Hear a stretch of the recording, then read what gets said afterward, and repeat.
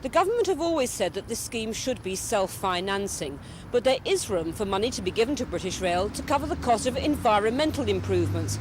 It was that the Conservative MPs were pinning their hopes on. Mrs Thatcher dashed all that this afternoon when she said there'd be no government money on any grounds, not even grounds of environmental protection. It's government policy that the users of the new line should pay for the full costs, including environmental costs. There were cheers in the House as former Prime Minister Ted Heath rose to question Mrs Thatcher for the first time in 7 years.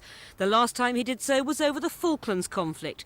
Yet again, he was to urge the Prime Minister to think again.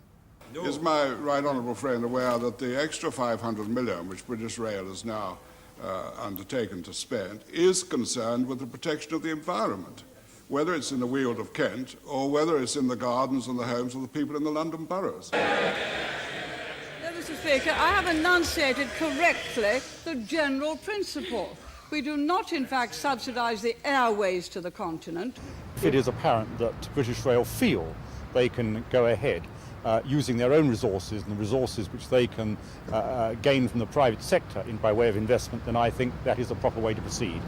The scheme may not work without government money. I think at the end of the day, the money for environmental works will have to be found and paid for by the taxpayer, and that's the only just way forward.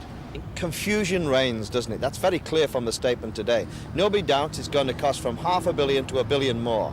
What was clear from Mrs Thatcher, she said the commuters in North Kent are going to have to pay for that extra investment. Now, this line was advertised as something modern for North Kent. You could come in. That means the fares will be 4 or 5 times higher than the ordinary British rail system. What a crazy way to run a railway system.